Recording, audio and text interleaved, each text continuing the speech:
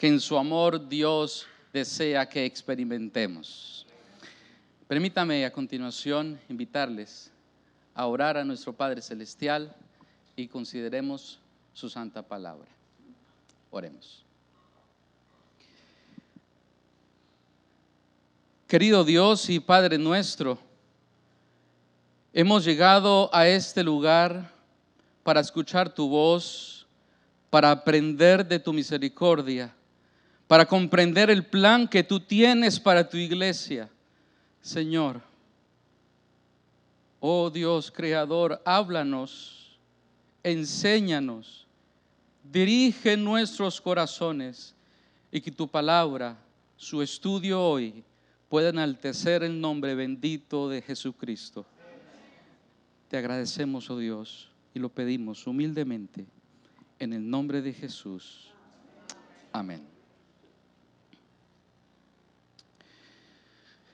En el 2021, el Comité Ejecutivo de la Conferencia General compartió unos desafíos que la Iglesia Adventista está enfrentando. Y seguramente lo has escuchado acerca de estos 10 desafíos que como iglesia y movimiento profético estamos enfrentando. Y permítame leerles brevemente el título de ellos y quisiera concentrarme en uno de ellos particularmente. La autoridad de la Escritura es uno de los desafíos que la iglesia está enfrentando. La identidad adventista, la interpretación profética, el desafío entre la creación y la evolución, el debate, el contraste entre Jesús y la doctrina, más de Jesús, menos doctrina, es el desafío. Asuntos morales que se desvían de la Escritura, sabemos muy bien a qué se refiere esto. Número 7, la fatiga adventista. Número 8, el santuario y el juicio preadvenimiento. Número 9, Elena G. de White y la divina inspiración. Y número 10, la reinvención del adventismo. Y podemos quedarnos en cada uno de estos tópicos y profundizar para comprender qué es lo que está pasando a nivel mundial. Pero permítame solo tomar el número 7. ¿Recuerdan cuál es? La fatiga adventista. ¿Qué es eso de fatiga adventista? Fatiga adventista. ¿Qué quisieron decir? El pastor, nuestro presidente Ted Wilson, le solicitó al pastor Mark Finley que hiciera este estudio. Y el pastor Finley nos presenta estos 10 desafíos. Pero quiero que en esta hora tú y yo consideremos la fatiga adventista. ¿Qué quiere decir?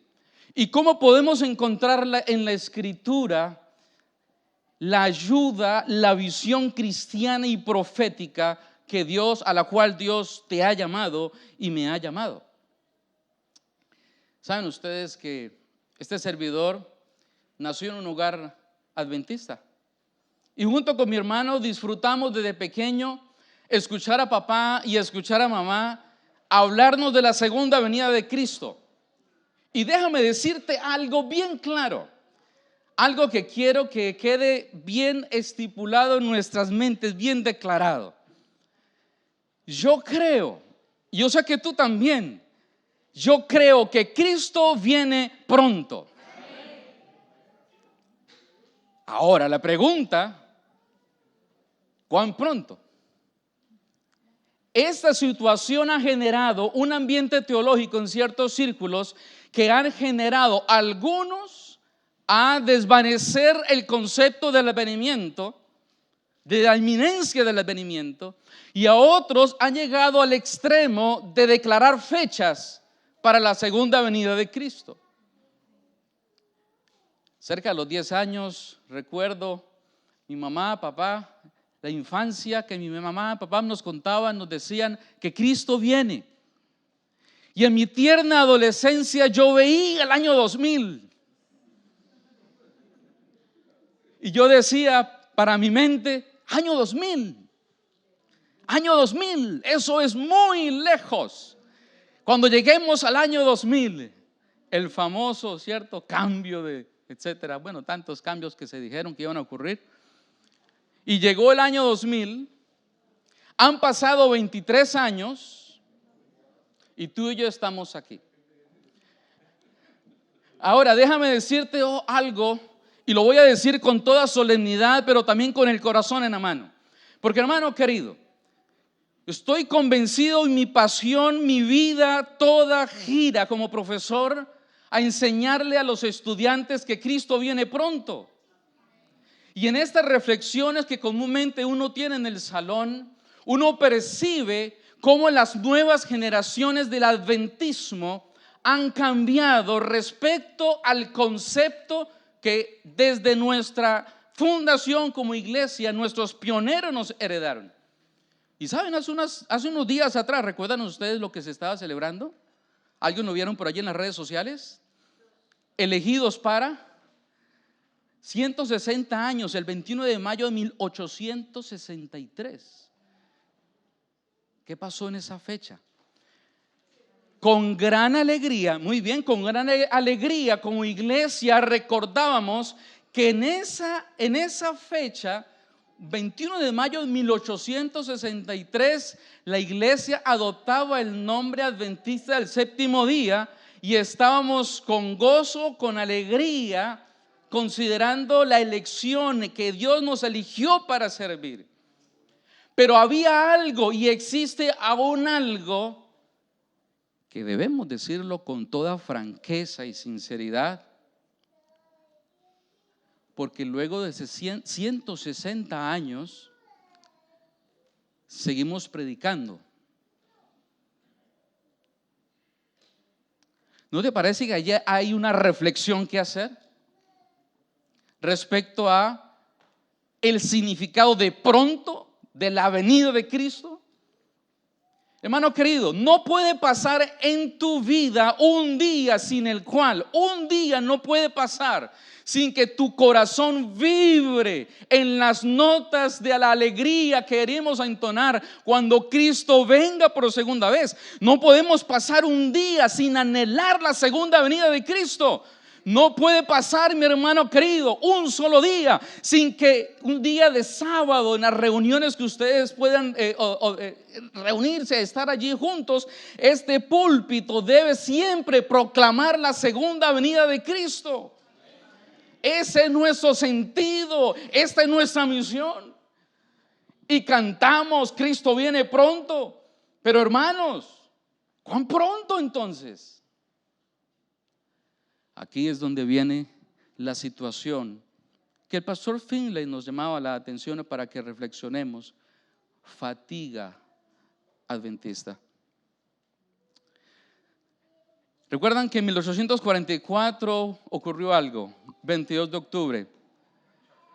Muchos de los famosos, conocidos mileritas, también conocidos como adventistas, cuando pasó esa gran fecha, muchos grupos abandonaron cualquier tipo de fe.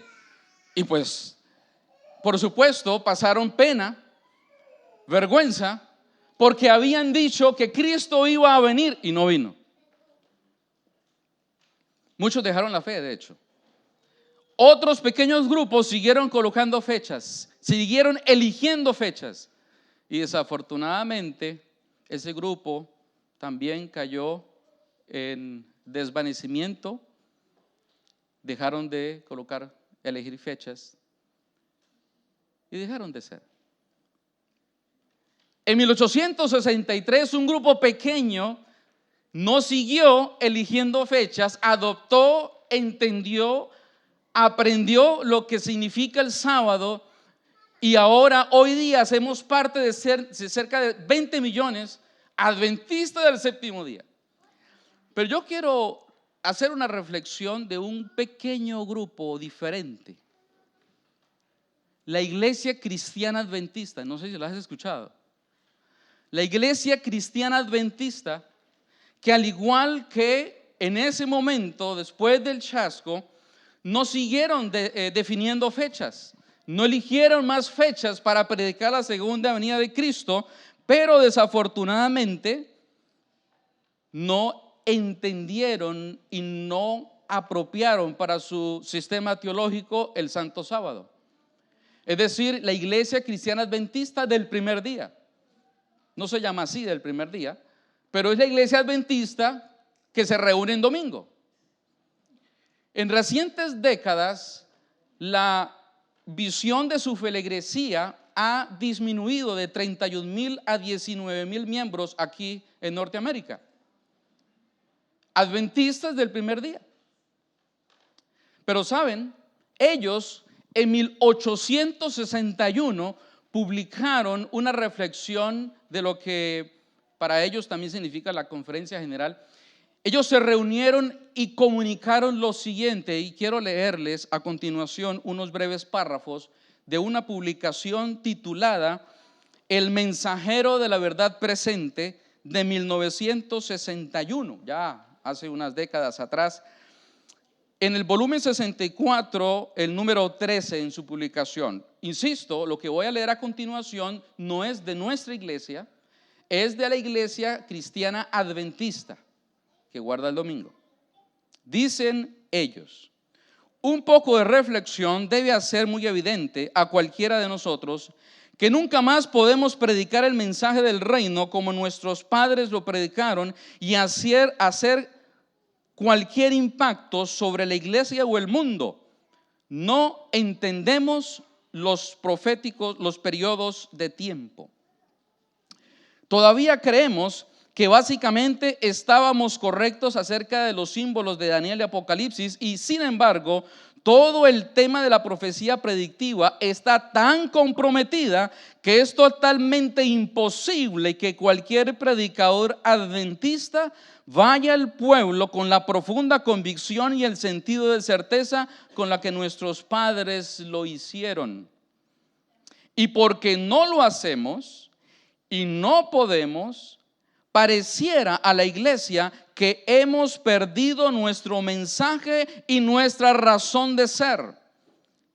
No se puede rejuvenecer al pueblo cristiano adventista a menos y hasta que una sensación de certeza y urgencia dé alas a nuestras palabras y podamos hablar con confianza y certeza. La gente suele preguntar: ¿por qué no tenemos ya ninguna predicción profética? El simple hecho es que tal predicación es hoy absolutamente imposible. Para que la predicación profética tenga peso en audiencias inteligentes en nuestros días, tendremos que saber muchas cosas que no sabemos. Y terminan ellos de la siguiente manera: pero para mantener nuestro respeto propio y ganar el respeto de la gente, debemos abstenernos de pretender saber lo que no sabemos. Seguir diciendo Él viene pronto no impresionará a nadie, y menos aún al tipo de audiencia que tenemos gran necesidad de alcanzar. Cierro comillas. Lo que he leído en este momento es un resumen, un abstract de lo que se publicó por parte de la iglesia cristiana adventista en 1961. ¿Cuál crees fue la reflexión o la conclusión a la cual ellos llegaron? ¿Cuál era la situación y el desafío que ellos estaban diciendo? ¿Qué es lo que no sabemos? Y déjame decirte, lo que ellos están diciendo que no sabemos es precisamente lo que esta iglesia sí sabe. Ellos están diciendo: nosotros no podemos hablar convicción, con vigor, con convencimiento, con certeza, porque nos falta comprender los tiempos proféticos. Y es precisamente lo que este trimestre tú y yo hemos estado estudiando en la escuela sabática. El panorama profético, la identidad adventista, el panorama que nos presenta la segunda venida de Cristo. Saben que la hermana White tuvo unas dificultades también cuando ella se refería a la segunda venida de Cristo, porque fíjense ustedes, en 1851, estoy leyendo del libro Primeros Escritos, la página número 58. 1851, ella escribió: vi que casi ha terminado el tiempo, que Jesús debe pasar en el lugar santísimo y que el tiempo solo puede durar un poquito más. ¿Hace cuánto fue? 1851. Por supuesto, los detractores y aquellos que negaron el don de profecía tomaron ese texto para señalar que la hermana White, que el don de profecía no era una señal que se había manifestado en su ministerio. Pasaron los años y en 1883, ella retoma esta acusación y dice: tal como el asunto me fue presentado, el periodo de la administración de Cristo parecía casi cumplido. Se me acusa de falsedad porque el tiempo ha continuado más de lo que mi testimonio parecía indicar. ¿Cómo es el caso en los testimonios de Cristo y sus discípulos? ¿Estaban engañados? Ella pregunta, ¿estaban engañados? Y ella cita allí unos textos en los cuales se habla de la prontitud de la venida de Cristo. Dice ella: desde Patmos, Cristo nos habla mediante el amado Juan. Bienaventurado el que lee y los que oyen las palabras de esta profecía y guardan las cosas en ella escritas, porque el tiempo está cerca. ¿Saben cuántas veces Cristo dice yo vengo pronto en Apocalipsis? 4 veces menciona Cristo que Él viene pronto, y 3 de ellas en el último capítulo. Y sigue explicando ella: el Señor, el Dios de los espíritus de los profetas, ha enviado su ángel para mostrar a sus siervos las cosas que deben suceder pronto. He aquí vengo pronto, y bienaventurado el que guarda las palabras de la profecía de este libro. Apocalipsis 22, 6 y 7. Los ángeles de Dios, en sus mensajes para los hombres, representan el tiempo muy corto. Así me ha sido siempre presentado. Es cierto que el tiempo se ha extendido más de lo que esperábamos en los primeros días de este mensaje. Nuestro Salvador no apareció pronto como lo esperábamos, pero ¿ha fallado la palabra del Señor?, pregunta ella. Nunca debería recordarse que las promesas y amenazas de Dios son igualmente condicionales. Ahora la pregunta: ¿condicionales a qué? Estoy leyendo Mensajes Selectos, tomo 1, la página 76. Por eso la pregunta es clave. ¿Cuán pronto es pronto? Entendemos muy bien que el apóstol Pedro profetizó algo muy interesante: que en los postreros tiempos vendrán burladores que harán una pregunta: ¿dónde está la promesa? Hermanos queridos, y no sé si ya te has confrontado con tu misma experiencia adventista, o si ya te has confrontado quizás con alguien que te critica, que te señala, que te pregunta: bueno, ustedes dicen que Cristo viene pronto, ¿qué está pasando? ¿Cómo ustedes interpretan eso? Quiero plantear desde 2 historias bíblicas la forma en la cual tú y yo podemos comprender o escaparnos de la así llamada fatiga adventista. Y quiero que tengamos en nuestras Biblias brevemente allí abierto el libro de Daniel. Vamos a ir rápidamente al libro de Daniel y voy a enfocar su atención en unos versículos del capítulo 8 y del capítulo número 9. Capítulo 8 del libro de Daniel, capítulo 8 y el capítulo número 9. ¿Recuerdan ustedes el joven Daniel? Un jovencito que fue deportado. Recuerdan que Babilonia vino sobre Jerusalén 3 veces, ¿cierto? Y unos jóvenes de la herencia real fueron deportados allí. Entre ellos estaba Daniel. Era simplemente un jovencito. Y Daniel fue llevado. Pero hubo un personaje que se quedó en Jerusalén, que no fue llevado, y ese personaje se llamó Jeremías. Recuerdan que Jeremías no era muy querido. Jeremías era en cierta manera estimado como el espía. Porque Jeremías, cuando veía la amenaza de Babilonia, ¿qué decía Jeremías? Oye, ustedes no deberían ustedes ponerse a enfrentarlo. No lo hagan, no lo hagan, no lo hagan. Y señalaban a Jeremías, tú quién sabe qué trato tienes con los caldeos, ¿cierto? Y llegó un momento en el cual Dios le dio una visión a Jeremías. Capítulo número del libro de Jeremías lo encontramos en dos lugares, capítulo 25 y capítulo 29 de Jeremías. Brevemente solo quiero leer del capítulo número 29, el versículo número 10, Jeremías 29, 10. Porque así dijo Jehová, cuando en Babilonia se cumplan ¿cuántos años? 70 años, yo os visitaré y despertaré sobre vosotros mi buena palabra para hacer ¿qué cosa? Para hacerlos volver. Esa era la esperanza. Dios los va a visitar. Dios nos va a visitar y nos va a sacar de esta esclavitud o de este exilio y nos va a devolver. La historia del pueblo de Dios aquí en Babilonia en cierta manera refleja la experiencia de Israel en Egipto. ¿Cómo termina el libro de Génesis? El Señor los va a visitar. El Señor los va a visitar y también con un periodo de tiempo. Pero el pueblo hebreo, cuando estaba allí en esclavitud en Egipto, comenzó a clamar al Señor. Y es muy interesante leer esos primeros capítulos del libro del Éxodo. En el capítulo 5, capítulo 4 encontramos que el pueblo hebreo comienza a clamar y Dios entonces, con un lenguaje que no necesariamente lo debemos tomarlo como literal, dice allí que el Señor vio a su pueblo, lo reconoció y se acordó del pacto. Como si Dios no los reconociera o no los conociera y se le hubiera olvidado el pacto.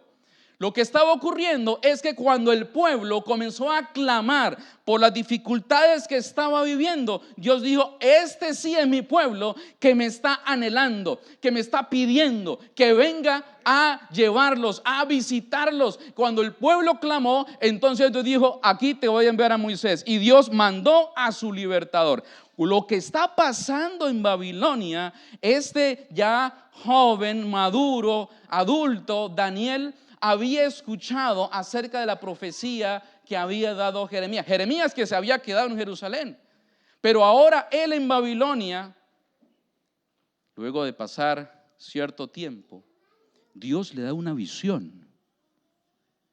Capítulo 8, el versículo número 9.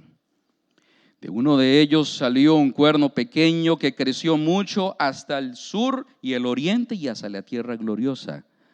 Creció hasta llegar al ejército del cielo y parte del ejército del ejército de las estrellas echó por tierra y las pisoteó. Y aún engrandeció frente al príncipe de los ejércitos, por el cual fue quitado el sacrificio continuo y el lugar de su santuario fue echado por tierra. Y a causa de la prevaricación le fue entregado el ejército junto con el sacrificio continuo. Echó por tierra la verdad e hizo cuanto quiso y aún más, dice mi versión Reina Valera 95, que prosperó. Coloquémonos en las sandalias, usemos un poco las sandalias de Daniel.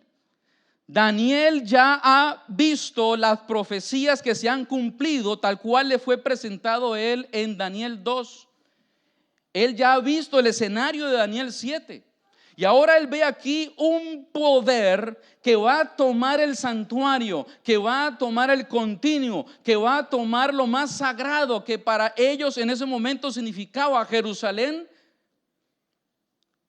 Y escucha hablar a dos personajes celestiales que decían el uno al otro: ¿hasta cuándo durará la visión del sacrificio continuo, la prevaricación asoladora y la entrega del santuario y el ejército para ser pisoteados? Y la respuesta es un texto muy conocido por todos nosotros: hasta 2300 tardes y mañanas. Daniel sabía muy bien el principio día por año. Y si seguimos leyendo nosotros el capítulo 8 y al final del 8 encontramos que Daniel se preocupa. Daniel se angustia. Y tratemos, hermanos queridos, de comprender lo que él estaba viviendo, porque él anhelaba que viniera la visitación, que se acabaran los 70 años, pero en vez de acabarse los 70 años, la visión le está diciendo, pero ¿sabe el santuario cuánto más va a durar? 2300 tardes y mañanas. Daniel se deprimió, Daniel se angustió, hasta se enfermó. Y el gran profeta no entendía. El gran profeta no comprendía. Entonces él tomó una decisión. Y aquí viene una de las oraciones más hermosas que tenemos en la Biblia. Capítulo 9 del libro de Daniel. Capítulo 9 del libro de Daniel. En el primer año de Darío, ya Belsasar no estaba. En el capítulo 8 estaba Belsasar. Ya en este capítulo ha pasado algo. ¿Recuerdan lo que había pasado? ¿Recuerdan ustedes que apareció en el escenario geopolítico un gran personaje llamado Ciro, que fue conquistando y se enfrentó entonces a Babilonia, que estaba Belsasar, que era el nieto de Nabucodonosor, que por un momento los historiadores han determinado que era propiamente un corregente con Nabodino, su padre, y Nabodino, que estaba lejos, estaba en una casa real que él había construido lejos y había dejado allí a su hijo, el hijo que se caracterizaba no por ser muy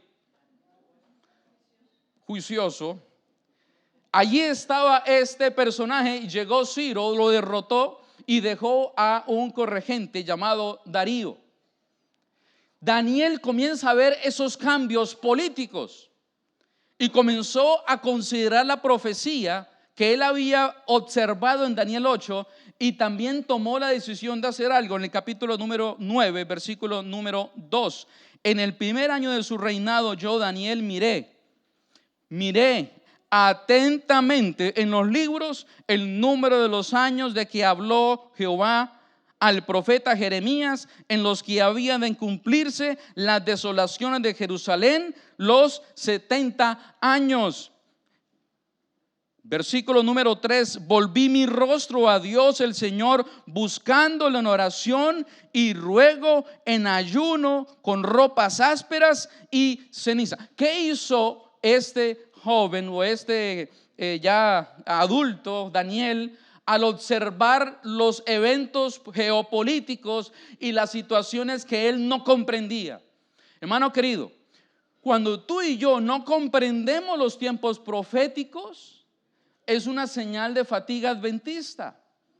Por eso tú y yo necesitamos comprender muy bien en qué tiempo estamos viviendo. El sábado pasado se me acercó un anciano y me decía: pastor, yo enseño todas las doctrinas, yo enseño todas las creencias que nosotros tenemos y adoptamos, las enseño, las predico, las comparto y las creo. Pero yo no tengo el deseo tan vehemente de ver venir a Cristo. Y inmediatamente yo pensé en los desafíos que como iglesia estamos teniendo. Daniel tomó una decisión.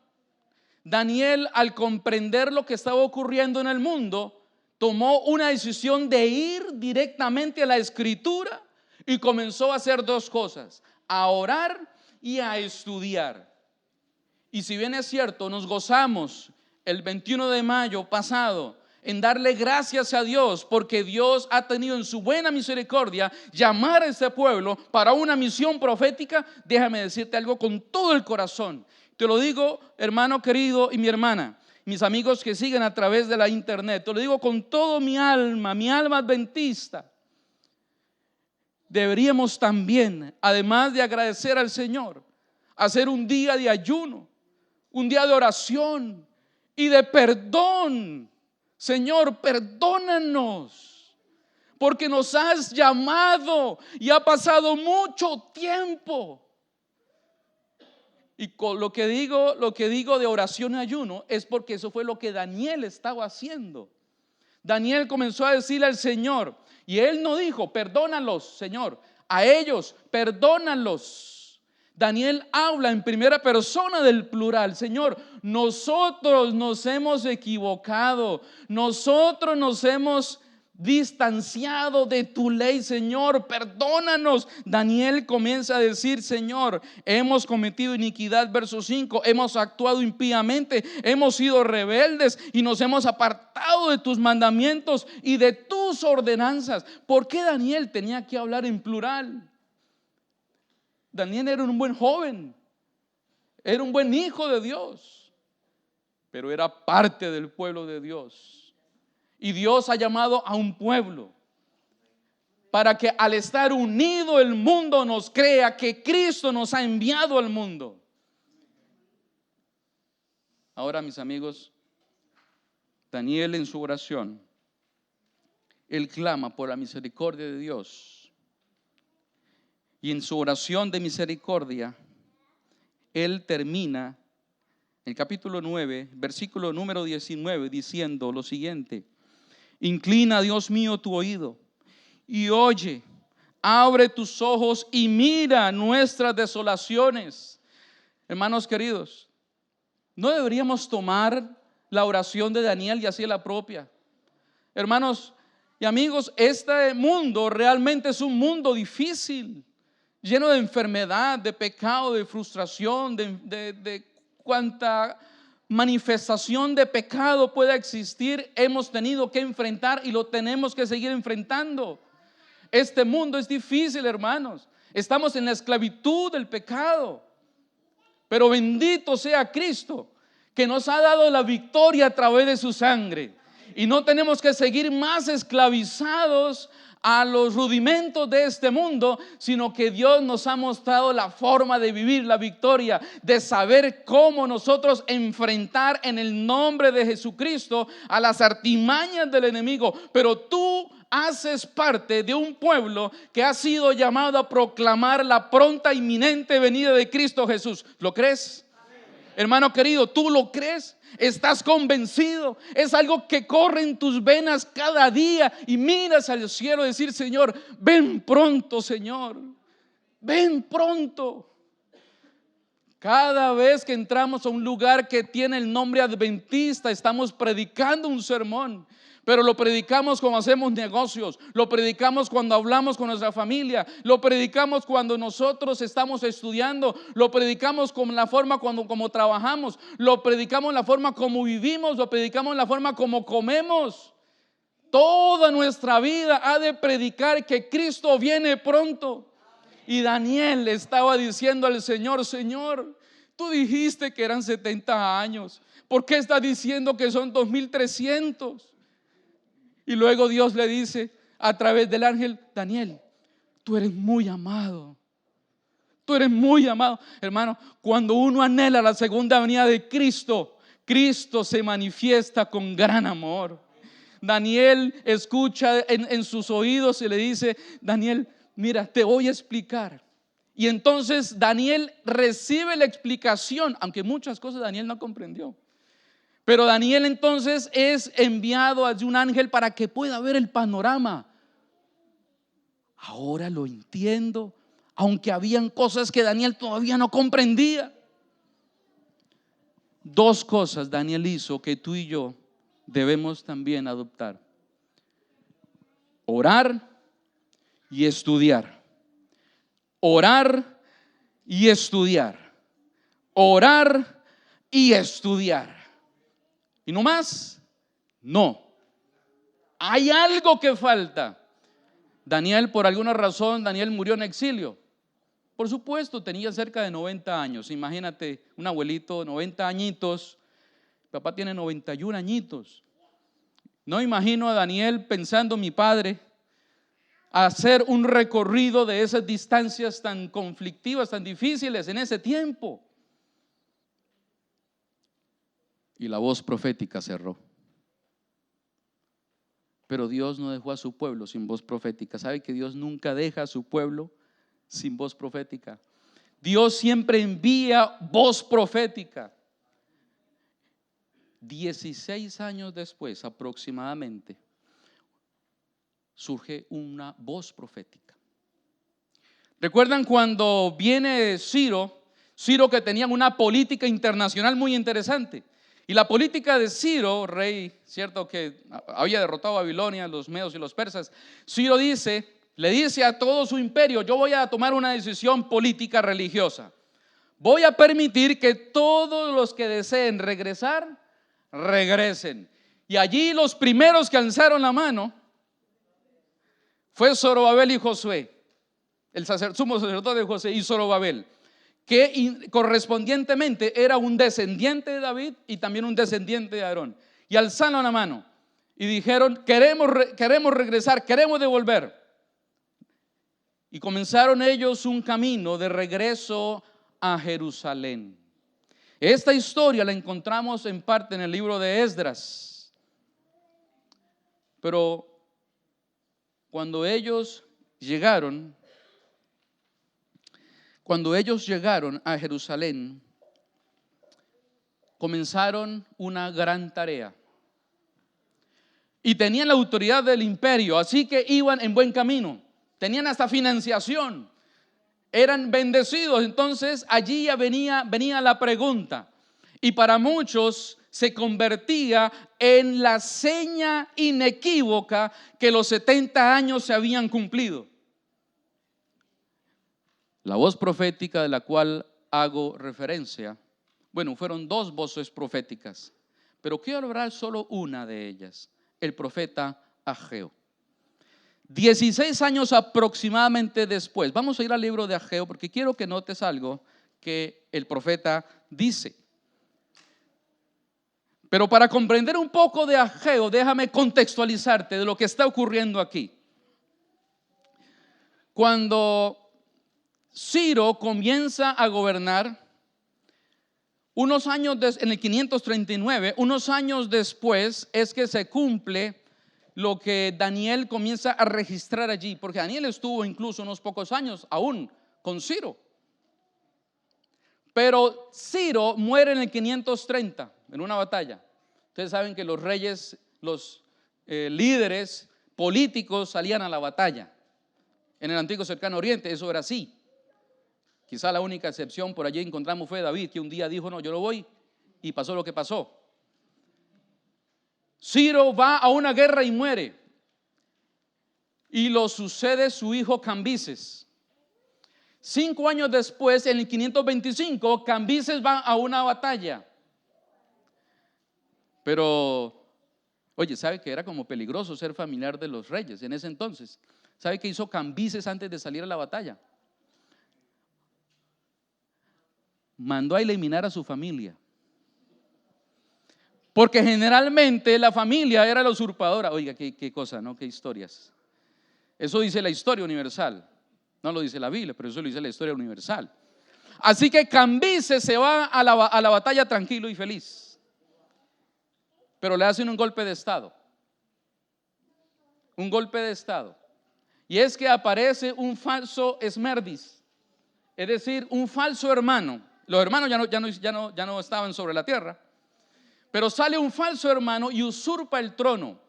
Y Cambises estaba lejos. Y ese falso hermano Esmerdis, un tal Gáumata, hace lo contrario de las políticas de Ciro y las políticas de Cambises. Y comienza a restringir la libertad de ciertos pueblos, incluyendo las de Jerusalén, la de construir o reconstruir la ciudad y el templo.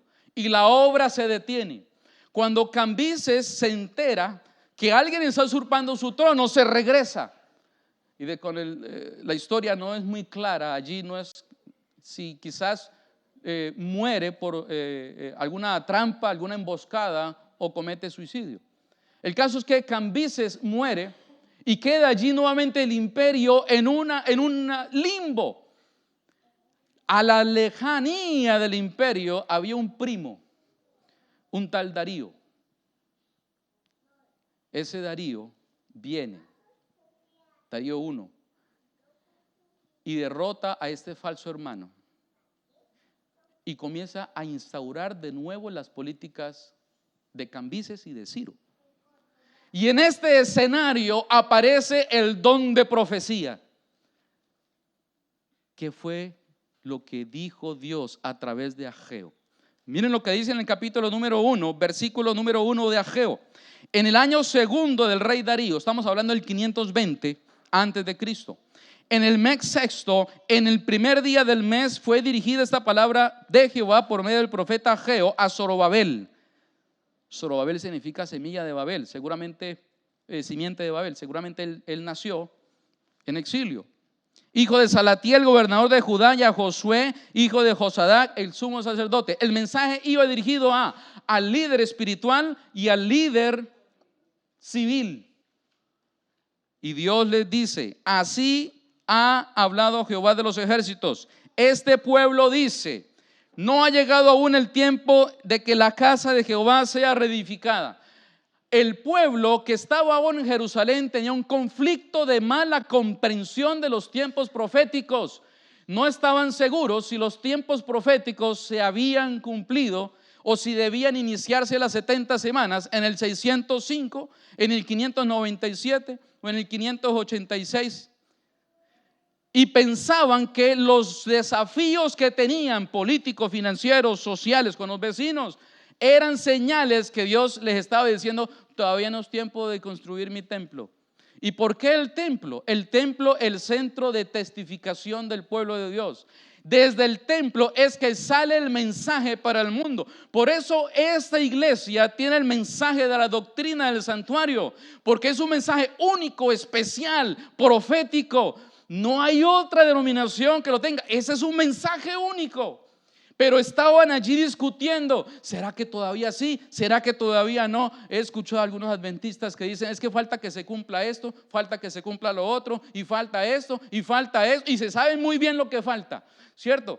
Y entonces elaboran un ambiente de tranquilidad o un ambiente falso profético. Y el pueblo, pareciera que este pueblo que había venido, porque el pueblo que salió de Babilonia era un remanente.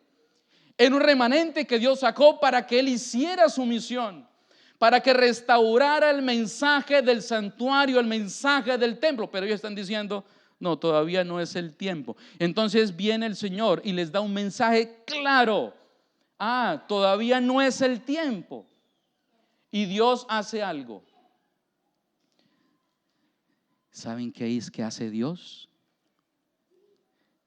Dios les dice: miren, verso 6: sembráis mucho, recogéis poco.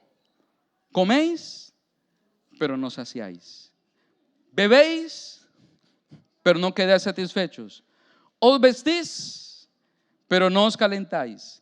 Y el que trabaja a jornal recibe un salario. ¿Y qué pasa?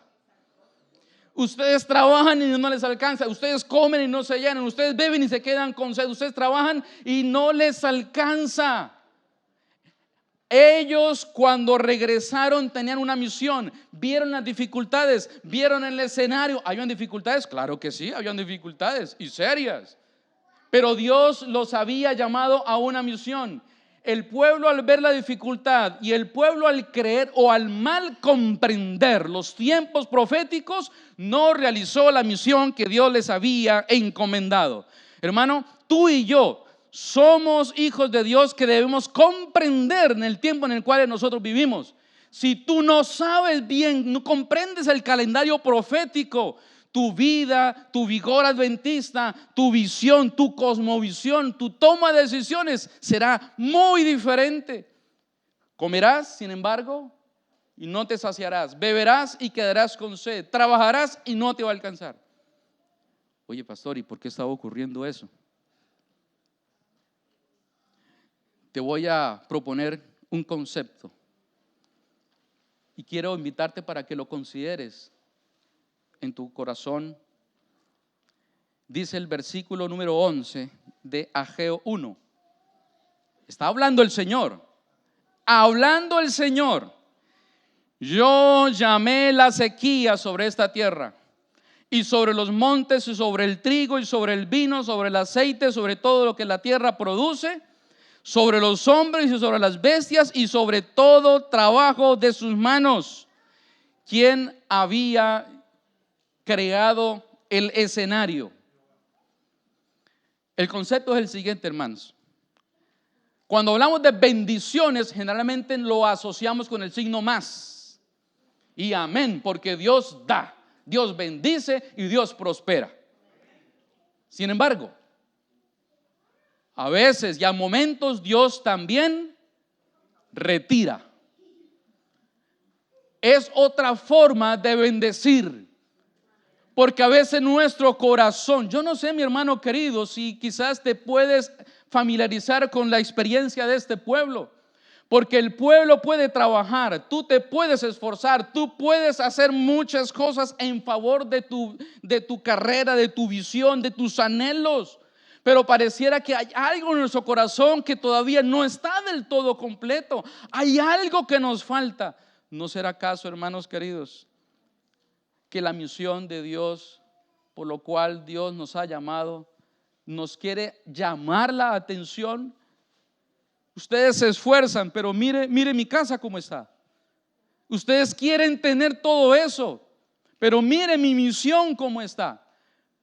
Porque yo los amo tanto, voy a llamarte de otra forma y voy a pausar un poco la sequía para que mires al cielo.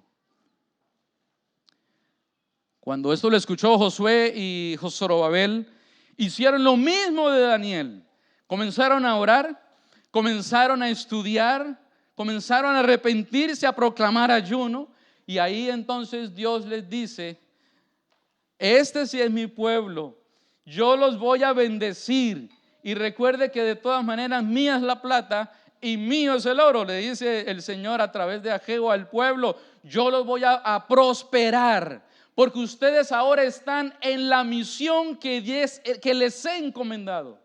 Y la misión que Dios les había encomendado era la misión de restaurar el mensaje que debía proclamarse desde el santuario. Y saben, hermanos queridos, que Elena G. White, unos años después, 1898, ella termina diciendo, leo El deseado de todas las gentes, página 587. Si la iglesia de Cristo hubiese hecho su obra como el Señor le ordenaba, todo el mundo habría sido ya amonestado y el Señor Jesús habría venido a nuestra tierra con poder y grande gloria. Y muchos cuando leen esto se preguntan: ¿y entonces nosotros? ¿Qué hubiera pasado con nosotros?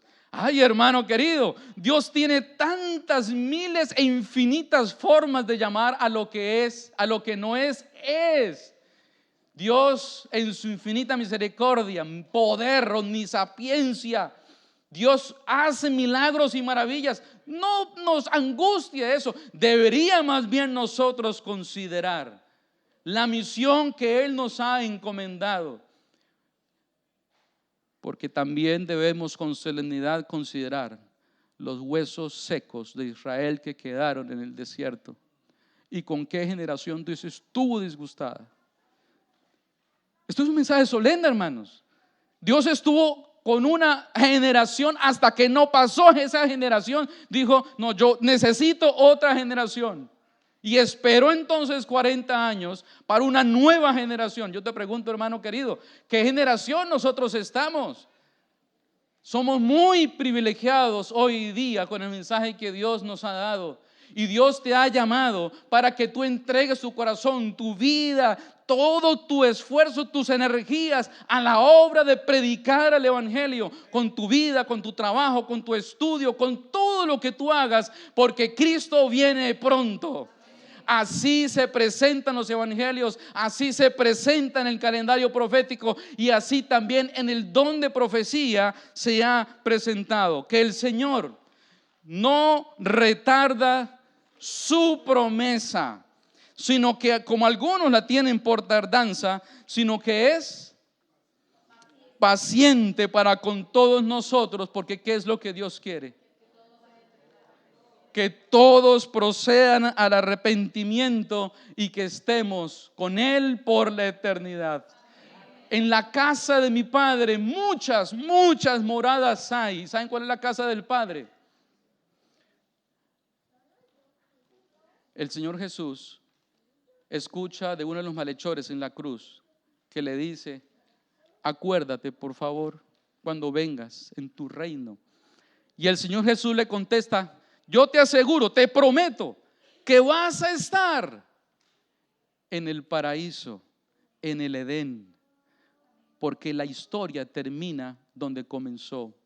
La historia comienza en Ezequiel 28 en Edén, continúa en Génesis 2 con el Edén aquí, sigue con el santuario que evoca el Edén, y Apocalipsis 22 termina con el Edén. ¿Te gustaría estar en el Edén celestial? Una esperanza arde en nuestro ser. Amén. La pronta venida de Jesús. Quisiera que juntos entonemos este canto a manera de renovación de nuestra fe. Y quiero invitarte para que nos coloquemos de pies juntos y con solemnidad y con gozo entonemos nuestra fe, que Cristo viene pronto. Es el himno 181 en nuestro himnario, una esperanza.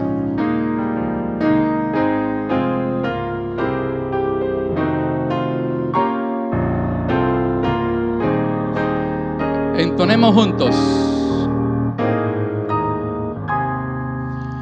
Una esperanza arde en nuestro ser, la del retorno del Señor.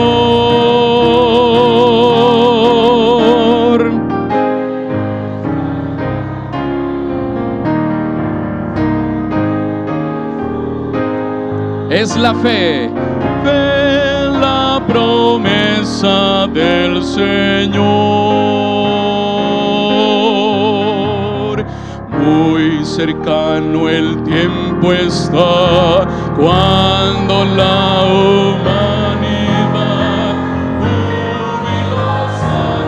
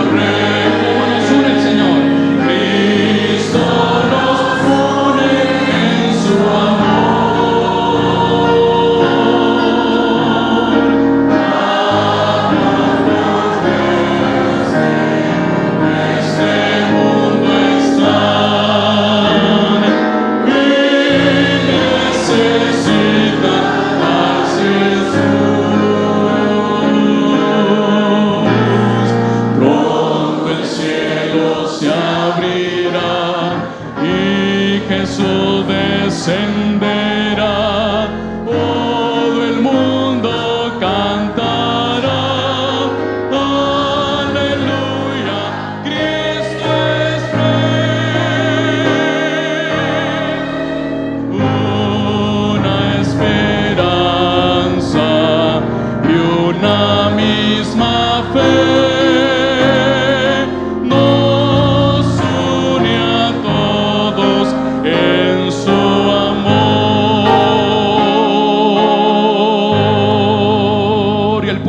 ¿Qué dice?